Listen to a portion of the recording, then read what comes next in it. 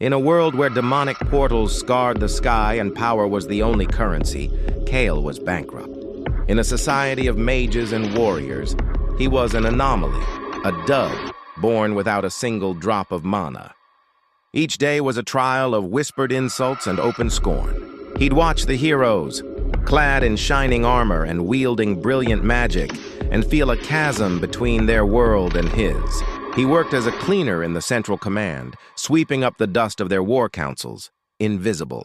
He saw the grim reality behind the heroic sagas, the mounting casualties, the shrinking territories, the creeping despair. And every night, the feeling of his own powerlessness was a physical weight, pressing down on him. Then came the final sunset.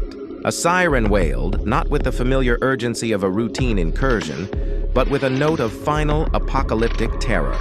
The sky didn't just open, it shattered.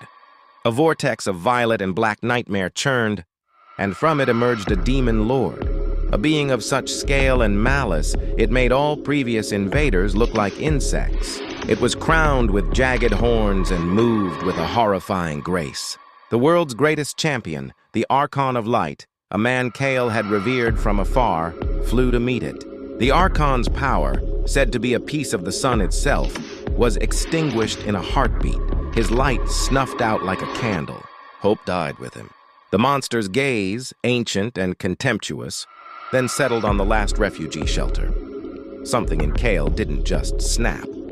It disintegrated. The years of pent-up frustration, of useless yearning, of watching others die, coalesced into a single defiant act. He didn't think. He just moved. He grabbed a heavy metal pipe and ran, not at the monster, but in front of the shelter, a final, futile gesture. As the demon lord's shadow fell over him, Kale closed his eyes, expecting oblivion. Instead, he felt a surge, a dormant ocean of power, so vast it had been mistaken for nothingness, awakened within him. A blinding, silent nova of pure white energy erupted, not from his hands, but from his very soul. When he opened his eyes, the world was different. The demon lord was frozen mid-strike, its expression of absolute malice now tinged with the first fear it had felt in millennia. Kyle simply looked at it. The monster's colossal form dissolved into dust. He raised a hand, and the great portal in the sky screamed as it was stitched shut. Then, with a thought, he reached out across the planet. Every demonic rift, from the smallest crack to the largest gateway, imploded simultaneously. The war was over. The silence that fell was more profound than any sound. The remaining heroes, the ones he had served and cleaned up after, stared at him, their awe eclipsed by a primal fear. Kale stood alone, the dust of the demon he had unmade settling around him. He was no longer Kale the weak.